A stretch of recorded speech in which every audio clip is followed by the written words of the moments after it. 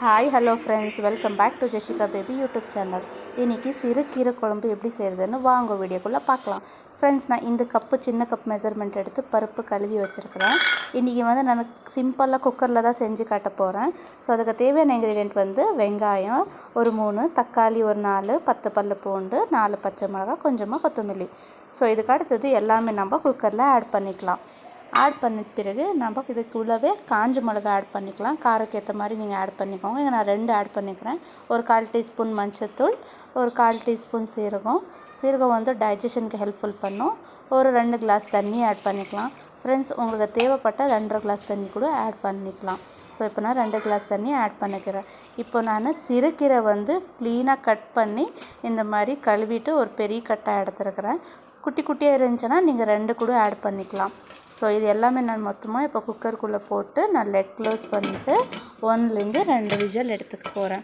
Friends, இந்த மாதிரி நம்ம குக்கரில் போடுறதுனால நீங்கள் சீக்கிரம் அது பருப்பு கீரை ரெண்டுமே சீக்கிரம் வெந்து வந்துடும். அதனால நான் 1லேருந்து 2 விசில் எடுத்துக்க போகிறேன்.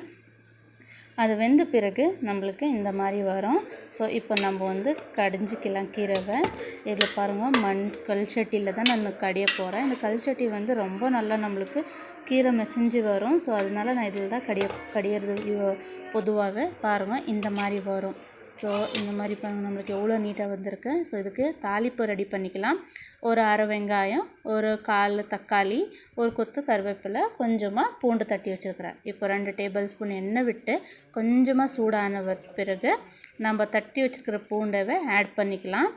ஸோ இதை ஆட் பண்ணிவிட்டு திருப்பி நம்ம தாளிப்புக்கு கொஞ்சமாக கடுகு ஆட் பண்ணிக்கிறோம். ஃப்ரெண்ட்ஸ், ஒரு 1/4 டீஸ்பூன் கடுகு ஆட் பண்ணுறேன். 1/4 டீஸ்பூன் கடுகு ஆட் பண்ணி பிறகு அது கொஞ்சம் வெடிஞ்சு வரும்போது நான் ஒரு 1/4 டீஸ்பூன் சீரகம் ஆட் பண்ணி போகிறேன். தாளிப்புக்கு போட்டால் டேஸ்ட் வரும் அதனால. ஸோ அதுக்கு அடுத்தது ஒரு கொத்து கருவேப்பிலை ஆட் பண்ண போகிறேன். ஸோ நெக்ஸ்ட்டு நம்ம கட் பண்ணி வச்சுருக்கிற வெங்காயம் ஒரு பாதி ஆட் பண்ண போகிறேன்.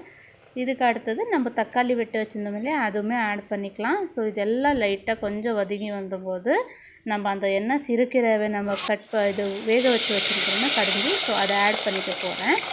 ஸோ அதை ஆட் பண்ணிவிட்டு கொஞ்சமாக கிண்டி விட்டு நல்லா கொச்சி வரட்டும். ஸோ கொச்சி வர ஸ்டேஜில் நம்ம ஃபைனலாக சால்ட் ஆட் பண்ண போகிறோம். ஃப்ரெண்ட்ஸ், ஸோ சால்ட்டு நான் ஒரு 1.5 டேபிள் ஸ்பூன் அவ்வளோ ஆட் பண்ணிக்கிறேன். நீங்கள் அதிகமாக சாப்பிட்றீங்களான்னா ஒரு 2 டேபிள் ஸ்பூன் ஆட் பண்ணிக்கோங்க. இப்போ நான் 1.5 டேபிள் ஸ்பூன் சால்ட் ஆட் பண்ண போகிறேன். ஸோ இவ்வளோ தான் நம்ம சிறுகீரை குழம்பு ரெடி ஆயிடுச்சு. ஸோ இது சுட சுட சாதத்துக்கு, அப்புறமா தோசைக்கு எல்லாத்துக்குமே ரொம்ப நல்லாயிருக்கும். ஃப்ரெண்ட்ஸ், இது மாதிரி மெத்தடில் ட்ரை பண்ணி பாருங்கள். ரொம்ப டேஸ்ட்டாகவும் இருக்கும். லைக் பண்ணுங்கள், ஷேர் பண்ணுங்கள், சப்ஸ்கிரைப் பண்ணிக்கோங்க. Bye guys, we'll see you in next video.